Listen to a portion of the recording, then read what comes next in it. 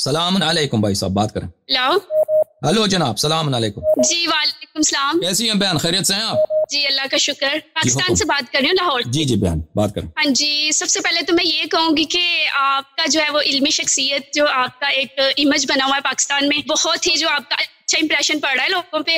آپ کے جو دلائل ہوتے ہیں بہت ہی قابل اعتماد ہوتے ہیں ریفرنس وغیرہ کے حوالے سے۔ پسند میرا یہ ہے کہ میں یہ پوچھنا چاہ رہی ہوں کہ جیسے ابھی جو ہے وہ شیعوں کا عقیدہ ہے کہ امام زمانہ ظہور کریں گے، ٹھیک ہے، یہاں تک تو بات سمجھ میں آتی ہے، لیکن عقیدہ رجعت کے حوالے سے آپ ہمیں تھوڑا سا جو ہے نا وہ بتائیں کہ یہ جو کہتے ہیں کہ امام حسین جو ہے وہ آئے اور حکومت کریں گے، اور قاتلین بھی شاید کہتے ہیں کہ آئیں گے اور سارے شفاء، اس حوالے سے ہمیں بتا دیں ذرا تھوڑا ریفرنس۔ جی بتا دیں۔ رجعت کے متعلق دیکھیں عزیزو، اب رجعت کا عقیدہ کیا ہے؟ رجعت کا عقیدہ یہ کوئی ضروری نہیں ہے کہ آپ ابھی سے سمجھ لیں۔ ہمارا مخالفین کے ساتھ جو اصل اختلاف ہے وہ کیا ہے؟ مسئلہ امامت پر ہے۔ کیا نبی صلی اللہ علیہ وسلم کے بعد کس کی اتباع کرنی چاہیے؟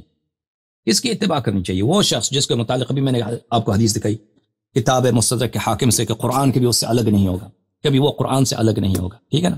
جو مطہر ہے وہ ان کی اتباع کرنی چاہیے، یا ان لوگوں کی اتباع کرنی چاہیے جن کے متعلق، جن کے مذمت میں قرآن کی آیات ہیں، ان الذین ینادونک من وراء الحجرات اکثرهم لا یعقلون ان شر الدواب عند اللہ الصم والبکم الذین لا یعقلون، ان کی اتباع کرنی چاہیے۔ اصل ہمارا اور آپ کا اختلاف اس موضوع پر ہے۔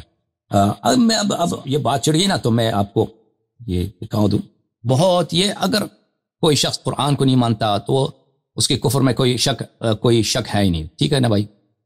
قرآن کو اگر کوئی نہ مانے تو وہ کافر ہوتا ہے، بھائی ہے کہ نہیں؟ میں نے جس آیات کا ذکر کیا ہے، اب میں رجعت کی طرف واپس آتا ہوں۔ اب اگر آپ سب لوگ مسلمان ہیں، جو میرے پیارے بھائی محترم مسلمان بھائی ہیں، پاکستان میں رہتے ہیں، ہندوستان میں رہتے ہیں، جو غیر شیعہ ہیں، اللہ جانتا ہے کہ اس میں کوئی منفعت نہیں ہے۔ اگر یہاں پہ پاکستان میں جھگڑا ہو جائے مسلمانوں پر، اس میں مجھے کوئی، اس دن میرے لیے قیامت کا دن ہے، موت کا دن ہے، کہ اگر خدا نہ خواستہ وہاں پہ کوئی جھگڑا ہو جائے، ٹھیک ہے نا؟ میری منفعت اس میں نہیں ہے، نہ مجھے کوئی پیسہ دیتا ہے، اور نہ میری کوئی اس میں کسی طرح کا یہ کوئی منفعت ہے، لیکن حقائق تلخ ہیں، حقائق تلخ ہیں۔ آپ سے حقائق چھپائے گئے ہیں، قرآن کے حقائق چھپائے گئے ہیں، اسلام کے حقائق چھپائے گئے ہیں۔ میرے عزیزو، ہم سب کا قرآن پہ عقیدہ ہے کہ یہ اللہ کا کلام ہے، چاہے زید بن ثابت نے جمع کیا پھر بھی اللہ کا کلام ہے، ٹھیک ہے؟ یہ جو موجودہ قرآن ہے اس میں تو کوئی اختلاف نہیں کہ سب قرآن اللہ کے نماز میں یہی پڑھتے ہیں ہم۔ اگر ہم حلال و حرام کی استدلال کرتے ہیں، اگر قرآن سے استدلال کرنا تو اسی قرآن کی آیات کو ہم حجت سمجھتے ہیں، ٹھیک ہے نا؟ اگر رات کی تاریکی میں ہم اٹھیں کہ ہم اللہ سے توبہ کرنا ہے، عبادت کرنا ہے، تو ہم اسی قرآن کو پڑھتے ہیں۔ اللہ کو اگر قسم دیتے ہیں کہ اللہ قرآن کے واسطے ہم پیران کو، ہم اسی قرآن کو سر پہ اٹھاتے ہیں، ٹھیک ہے؟ یہ سب قرآن ہے، اللہ کی جانب سے، اس میں تو کوئی شک نہیں ہے، ہم سب قرآن کو مانتے ہیں۔ آئیے میں آپ کو قرآن کی ایک آیات دکھاتا ہوں، یہ سورہ حجرات ہے میرے عزیزو، سورہ مبارکہ حجرات۔ اعوذ باللہ من الشیطان الرجیم، ان الذین ینادونک من وراء الحجرات اکثرهم لا یعقلون، جو لوگ حبیب صلی اللہ علیہ وآلہ وسلم کو ان کے گھر کے باہر سے پکارتے ہیں، آواز اٹھاتے ہیں ان کے لیے، یہ لوگ اکثرهم لا یعقلون، ان کی لوگوں کی عقل نہیں ہے۔ اب ان کی عقل نہیں ہے، اس سے کیا مراد ہے؟ یہ شدید قرآنی الفاظ کو اگر آپ دیکھیں، اس سے سختر مذمت متصور ہی نہیں۔ یہ جن لوگوں نے یہ کام کیا ہے یہ انسانیت سے بہت گرے ہوئے لوگ ہیں۔ ملاحظہ فرمائیے، یہ قرآن مجید سورہ انفال، وَلَا تَكُونُوا كَالَّذِينَ قَالُوا سَمِعْنَا وَهُمْ لَا يَسْمَعُونَ، اے مسلمان ان منافقین کی طرح نہ بننا جو کہتے ہیں ہم نے تو سمجھ لیا، ہم تو مسلمان ہو گئے، ہم ایمان لائے، اور انہوں نے کوئی اطاعت نہیں کی، انہوں نے کوئی تمیز نہیں سیکھی، انہوں نے کچھ بھی اسلام سے نہیں سیکھا۔ ان شر الدواب، بدترین جانور، عند اللہ کے پاس، الصم، وہ جو گونگے ہیں، جو بہرے ہیں، البکم، جو گونگے ہیں، الذین لا یعقلون، جن کی عقل نہیں۔ تو جو لوگ حبیب صلی اللہ علیہ وآلہ وسلم کو پکارتے ہیں، بدتمیزی کرتے ہیں، ان کے ساتھ آواز اٹھاتے ہیں، وہ کیا ہے؟ لا یعقلون ہے۔ لا یعقلون کون ہے؟ لا یعقلون وہ ہیں جو شر الدواب ہیں، ہر جانور سے بدتر جانور۔ آپ برے جانوروں کا ذکر کریں نا، کہ جو سب سے گندے جانور ہیں، آپ ذکر کریں دنیا میں کون؟ مسلمانوں کے نزدیک کیا؟ کتا ہے، خنزیر، ان سے بھی بدتر۔ اب غیر مسلمان جو کتا کو اچھا سمجھتے ہیں، مسلمان کتے کو پاک نہیں سمجھتے نا، مسلمانوں کو کتا اچھا نہیں لگتا، خنزیر بھی اسی طرح، ان سے بھی بدتر ہے نا۔ جو لوگ کون ہیں؟ جو لا یعقلون۔ یہ کتاب تفسیر عثمانی، چاپ دار الاشاعت، یہاں پہ ملاحظہ فرمائیے اسی آیت کے ذیل میں کس طرح ترجمہ کیا انہوں نے، سب جانداروں میں بدتر اللہ کے نزدیک وہ بہرے گونگے ہیں جو نہیں سمجھتے، ٹھیک ہے نا؟ پھر اس کی تفسیر میں وہ فرماتے ہیں، یہ شیعہ کوئی تفسیر نہیں ہے، مخالفین کی تفسیر ہے، صفحہ نمبر 818 میں، جنہیں خدا نے بولنے کو زبان، سننے کو کان اور سمجھنے کو دل و دماغ دیے، پھر انہوں نے یہ سب قوتیں متعطل کر دیں، زبان سے حق نہیں بولتے، فلان نہیں کرتے، بلا شبہ ایسے لوگ جانوروں سے بدتر ہیں، جانوروں سے، شر الدواب، سب جانوروں سے بدتر ہیں۔ تو یہ تو قرآن کی آیت ہے، ٹھیک ہے نا. یہ کون ہے جن کے متعلق یہ آیت نازل؟ ملاحظہ فرمائیے عزیزوں، یہاں پہ یہ کتاب بخاری، یہ کتاب التفسیر ہے، تفسیر سورہ حجرات ہے. یہ باب ان الذین ینادونک من وراء الحجرات، یہ کوئی شیعہ کتاب نہیں، مخالفین کی کتاب ہے. بخاری. عبداللہ ابن زبیر جو ابو بکر کا پوتا ہے، کوئی رافضی شیعہ نہیں، صحابی بھی. عبداللہ ابن زبیر خود کہتا ہے وہ سنہ 2 ہجری میں سے یا سنہ 1 ہجری میں اس کی ولادت ہے، یعنی چھوٹے صحابے میں اس کا شمار ہے، خود صحابی ہے. بنی تمیم کا ایک وفد آیا نبی کریم صلی اللہ علیہ وسلم کے پاس، ابو بکر اور عمر میں جھگڑا ہو گیا، فتماریا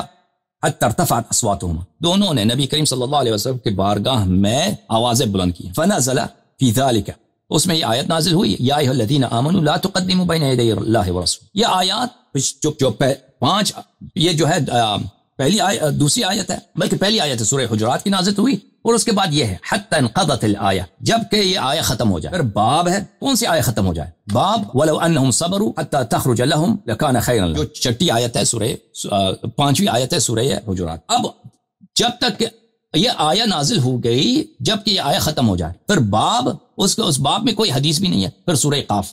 یہاں پر عزیزو، یہاں پر بخاری نے ایک بہت بڑی خیانت کی ہے، کیونکہ بخاری کو پتہ ہے کہ اگر میں اس حدیث کو صحیح طرح سے نقل کروں تو اس میں تو شیخین کی اس طرح مذمت ہے تو شر الدواب بن جائیں گے.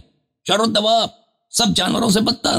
اس سے تو اللہ بھی رافضی ہوگا، شیعہ تو شروع سے رافضی ہیں، اس سے تو اللہ قرآن سب رافضی، جبرائیل سب رافضی بن جائیں گے. کیونکہ اصل میں یہ آیہ اس طرح ہے، یہ آیات نازل ہو گئیں یا ایھا الذین آمنوا سے لے کر ولو انہم صبروا حتی تخرج الیہم، یعنی اس میں یہ ان الذین ینادونک من وراء الحجرات یہ اس آیات میں شامل ہیں. اسی باب، یہ چیپٹر کا عنوان بھی یہی ہے. لیکن اس بات کو تاکہ یہ کسی کے دماغ میں نہ جائے، بخاری نے کیا کیا، یہاں پہ ایک لفظ اضافہ کیا، باب، حتی انقضت الآیہ، باب، اور اس باب میں کوئی حدیث بھی نہیں ہے. بہت عجیب ہے، بہت عجیب.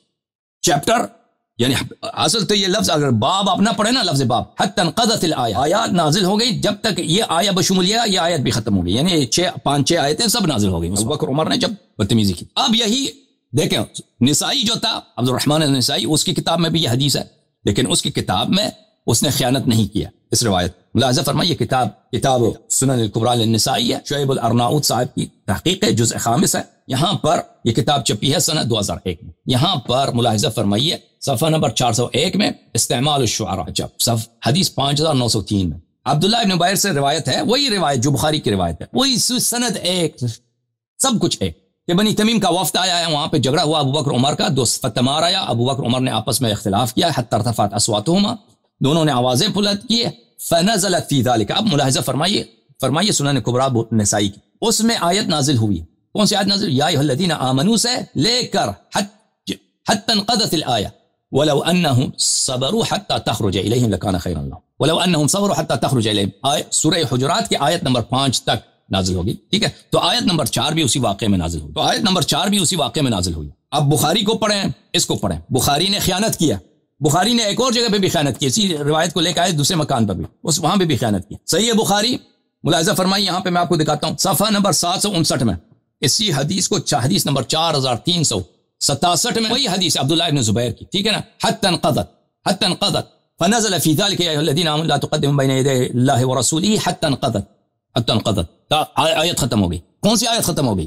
آیت نمبر 5 ختم ہو گئی، یعنی 1 سے لے کر 5 تک سب نازل ہو گئی، آیات نازل ہو گئی 1 سے 5 تک بشمول آیت نمبر 4. اب میں یہ جو بخاری کی حدیث ہے جو میں آپ کو دکھا چکا ہوں، اور جو نسائی کی حدیث ہے، دونوں کی سند ایک ہی ہے عزیزو. ملاحظہ فرمائیے، یہ کتاب میں نے ان دونوں کو آپ کے لیے ایک ہی پیج میں رکھ دیا ہے تاکہ یہ بخاری ہے، وہ دونوں میں احادیث آپ کو بخاری سے دکھا چکا ہوں. ملاحظہ فرمائیے، جو بخاری کی سند ہے حدیث نمبر 4847، حسن ابن محمد حدثنا حجاج ابن جریج ابن ابی ملیکہ عبداللہ ابن زبیر. ٹھیک ہے نا، اسی سند.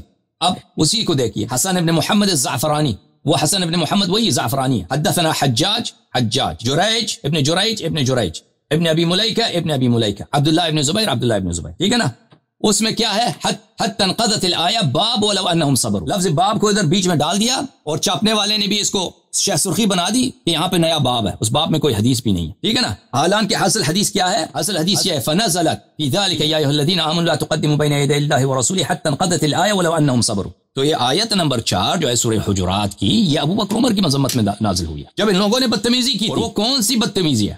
انہوں نے آواز اٹھایا نا تو انہوں نے پہلے کوئی کمرے کے باہر بھی انہوں نے شور مچایا ہوگا کہ آپ باہر آ جائیں باہر کوئی کچھ کیا ہوگا تبھی قرآن تم بلا وجہ مذمت تو نہیں کرتا نا. تو نہ کہنے کا مقصد یہ ہے یا تو قرآن جھوٹ بولتا ہے یا قرآن سچ کہہ رہا ہے. اگر قرآن سچ کہہ رہا ہے اور ہمیں اور آپ کا قرآن پہ یقین ہے تو یہ حدیث بخاری میں بھی ہے اور بشرط بخاری کتاب سنن نسائی میں بھی ہے. اور اس حدیث میں بات بہت ہے اس حدیث میں اور آیات میں. کم از کم اتنا تو مان لیں کہ اللہ تعالیٰ نے جو مذمت کی ہے ابو بکر عمر کی. ابھی پاکستان میں ایک بل پاس ہوا ہے جو ابو بکر عمر کی اور صحابہ کی بدتمیزی کرے توہین کرے تو اس کو عمر قید. تو اگر ان کے ہاتھ لگ جائے تو جبرائیل علیہ السلام کو بھی عمر قید کرنا ہے. تو یہ جبرائیل نے کہا ہے نا ان الذين ينادونك من وراء الحجرات اكثرهم لا يعقلون ان شر الدواب عند الله الصم البكم الذين لا يعقلون. تو یہ تو اگر آپ اس زمانے میں ہوتے ان کی بدتمیزی کے وقت آیت نازل ہو گئی رسول اللہ صلی اللہ علیہ وسلم نے آیت پڑھی تو سب کو پتہ چل گیا کہ ان کی حیثیت کیا ہے اسلام اور قرآن میں. سب کو تو پتہ چل گیا نا, سب کو اندازہ تو ہو گیا کہ ایک شر الدواب ہے, ہر جانور سے کچھ بھی نہیں ہے, کچھ یہ انسانیت کے درجے سے ساقط. اللہ نے تو حجت تمام کر دی. اب کہنے کا مقصد یہ ہے عزیزوں میرے بھائیوں علماء جو اس پروگرام کو دیکھ رہے ہیں, طالب علم دیکھ رہے ہیں, نوجوان دیکھ رہے ہیں, خواتین, قرآن پہ تو ہمارا اور آپ کا ایمان ہے. یہ بھی آپ کی حدیث ہے, کوئی شیعہ حدیث نہیں ہے. اور اس آیت کی ان الذين ينادونك من وراء الحجرات اكثرهم لا يعقلون کوئی صحیح حدیث ہمیں دکھائیں کہ اس کا کوئی اور شرح نزول شان نزول. اس کا شان نزول بخاری میں بھی ہے, سنن نسائی میں, دوسری کتب میں اس کا شان نزول.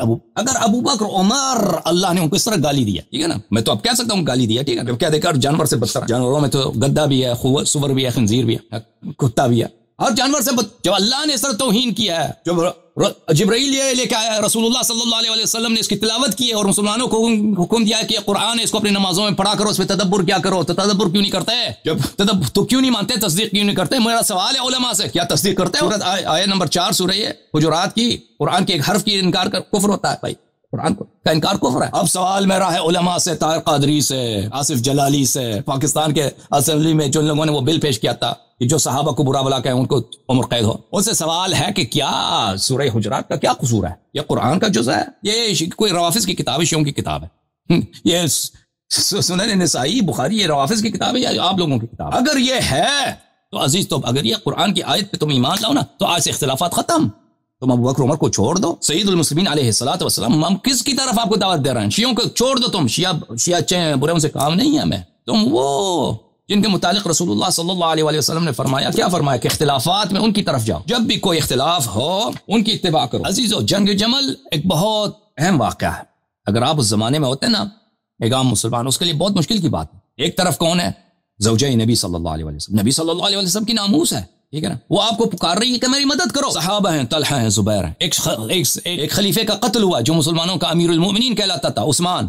اس لوگوں نے خون کیا ہے, وہ مظلوم اپنے گھر میں کیا تھا, مظلوم مرا اپنے گھر میں, جو ہے محاصرے میں تھا, پیاسا تھا, اس کو پانی نہیں دیا تھے, اس کے بیوی کو لوگوں نے اس کے بیوی کے ہاتھ کاٹے, پھر اس کو قتل کیا, پھر اس کو دفن ہونے نہیں دیا, پھر اس کا جنازہ کچرے کباڑے پہ ڈال دیا, پھر یہودیوں کے محلے میں, یہودیوں کے قبرستان میں اس کی دفن ہوگی. تو اگر آپ اور کچھ یہ ناموس رسول, آپ کی ماں ازواجہم امہاتہم صلی اللہ علیہ وسلم, وہ آئی ہے, کہتے ہیں کہ ہم نے وہ مظلوم مرا, ہم اس کا انتقام لیں گے. اگر آپ اس کے زمانے میں ہوتے تو لازمی بات ہے, یہ اس بات میں وزن ہے کہ اس کی سپورٹ کیا جائے. اور اس کے خلاف کچھ لوگ لڑنا چاہتے ہیں تو آپ سے مدد چاہتی ہے کہ آپ میرے بیٹے آ جاؤ, اپنی ماں کی حرمت کی حفاظت کرو, اپنی ماں کی چادر کی حفاظت کرو. تو ایک طرف یہ ہے. دوسری طرف کون ہے؟ امیر المؤمنین علیہ الصلوۃ والسلام. کچھ لوگوں نے ان سے بیعت کی, وہ کہتے ہیں میں خلیفہ ہوں, ہم اہل بیت ہیں, امام حسن امام حسین علیہ السلام نبی کریم صلی اللہ علیہ وسلم کی 2 نواسے ہیں, یہ عائشہ کے ساتھ جنگ میں تیار ہے. تو اگر آپ ہوتے تو کس کا ساتھ دیتے ہیں؟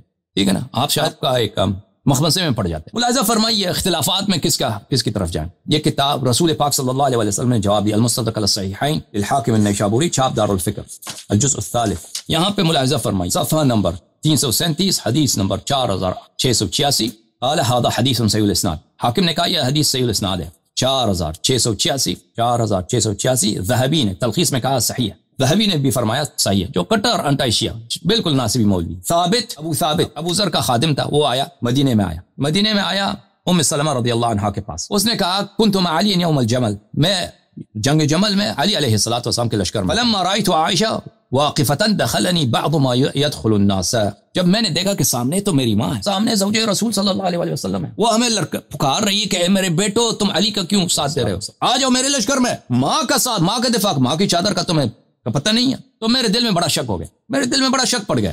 جو دوسرے لوگ بھی بہت سارے شک میں پڑ گئے، میرے دل میں بڑا شک پڑ گیا. فکشف اللہ عنی ذلک عند صلاۃ الظہر، لیکن جب ظہر کا وقت آیا نماز تو وہ شک میرے دل سے ختم ہو گیا. فقاتلت مع امیر المؤمنین علیہ السلام، تو میں نے امیر المؤمنین علیہ الصلوۃ والسلام کے ساتھ عائشہ کے خلاف جنگ میں حصہ لی. فلما فرغ ذهبت الى المدینہ، جب یہ جنگ ختم ہوا تو میں مدینہ چلا گیا زیارت کے لیے.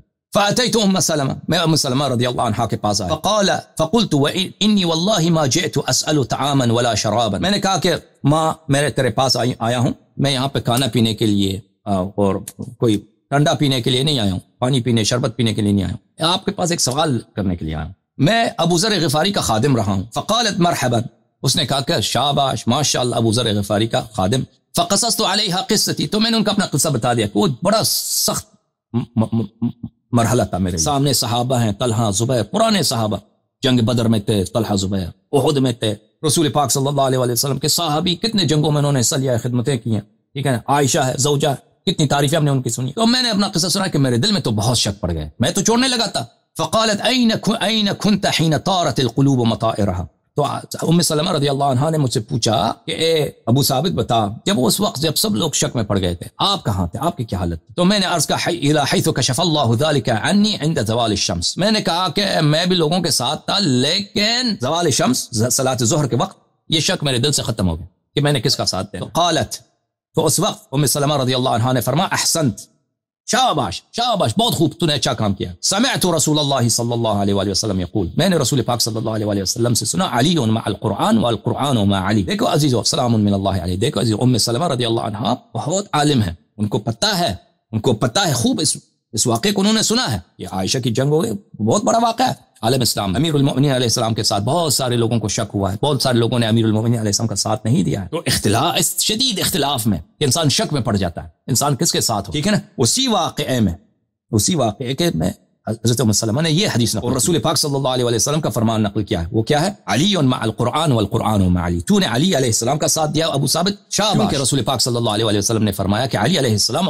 ہمیشہ قرآن کے ساتھ ہیں اور قرآن ہمیشہ ان کے ساتھ ہے. لن يتفرقا حتى يرد علی الحوض، ہرگز، لن کا مطلب کیا ہوتا ہے عربی زبان میں؟ لن يتفرقا، ہرگز ایک دوسرے سے الگ نہیں ہوں گے، ہرگز کبھی جدائی ہوئی نہیں جب تک یہ حوض کوثر میں میرے ساتھ ہوں.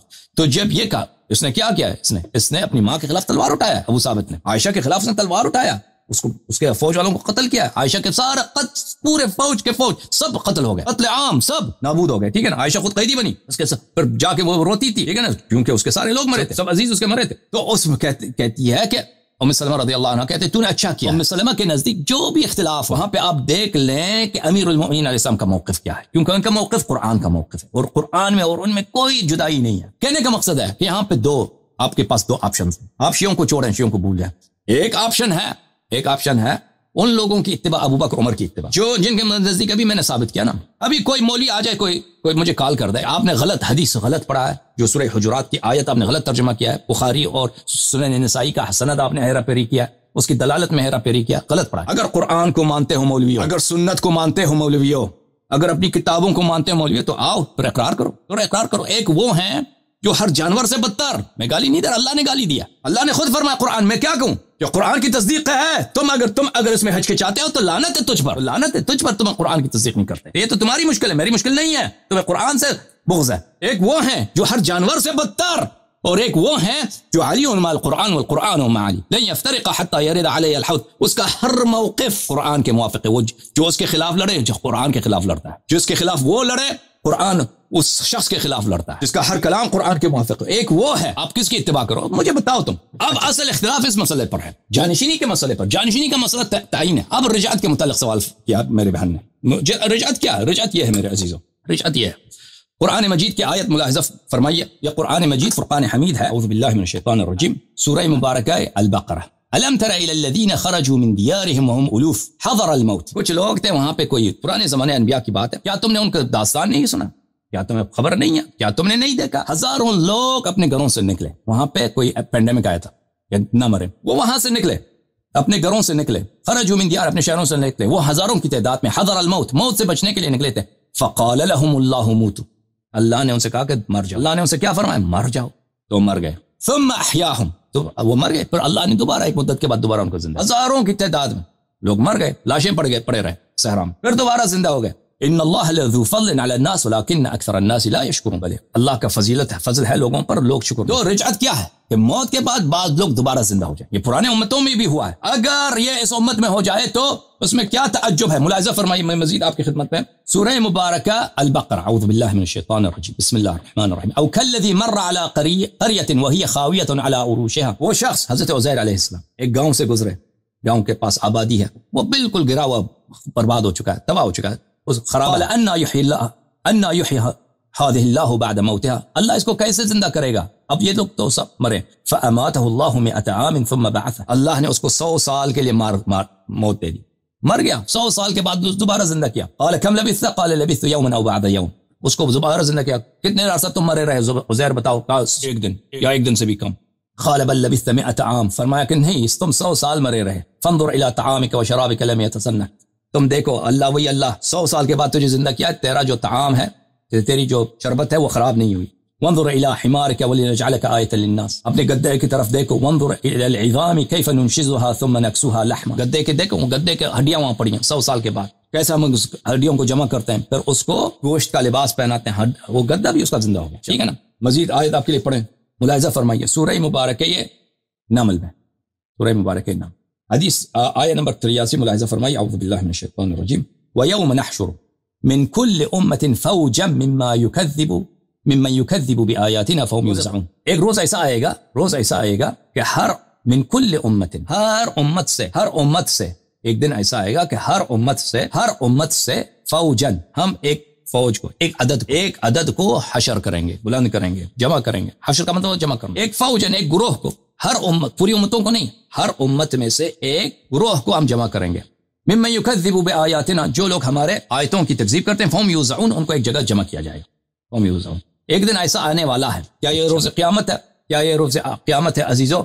ملاحظہ فرمائیے، یا قیامت سے پہلے کا کوئی واقعہ اللہ تعالیٰ سنا سورہ مبارک کہف میں آیہ نمبر 47، ملاحظہ فرمائیے، اعوذ باللہ من الشیطان الرجیم، وَيَوْمَ نُسَيِّرُ الْجِبَالَ، روز قیامت وہ دن ہے جب ہم پہاڑوں کو ان کی جگہ سے اٹھائیں گے اور پہاڑوں کو ان کی جگہ سے سیر دیں گے، ان کو حرکت دیں گے۔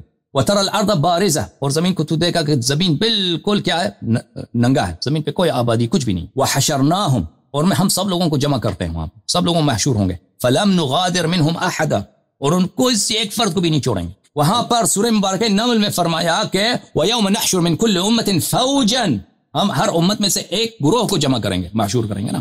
یہاں پہ فرمایا کہ روز قیامت تو سب کو، ایک شخص کو بھی نہیں چھوڑا جائے گا، تو پتہ چلے یہ دو واقعات نہیں ہیں، یہ دو مختلف واقعات۔ تو کہنے کا مقصد یہ ہے کہ اللہم صل علی محمد وآل محمد وعجل فرجہم الشریف۔ رجعت کا کیا مطلب ہے؟ رجعت کا مطلب یہ ہے کہ قیامت سے پہلے کچھ مردے زندہ کیے جائیں گے، کچھ لوگ مردے زندہ کیے جائیں گے، ائمہ طاہرین علیہم الصلاۃ والسلام کی حکومت میں کچھ لوگوں کو زندہ کیا جائے گا جو بہت خالص مومن ہوں گے، جیسے پرانے امتوں میں ہو چکا ہے۔ الم تر الی الذین خرجوا من دیارہم حضر الموت وهم الوف فاماتهم اللہ، الم تر الی الذین خرجوا من دیارہم وهم الوف حضر الموت فقال لهم اللہ موتوا، کہ وہ اپنے گھروں سے نکلے تھے، اللہ نے ان کو کہا کہ موتو، پھر اللہ نے دوبارہ ان کو زندہ کیا۔ یہ اس امت میں بھی پیش آئے گا۔ اب اس کی تفصیل کیا ہے؟ ہمارے کتب میں اس کی روایت بہت زیادہ، احادیث بہت زیادہ، ٹھیک ہے نا۔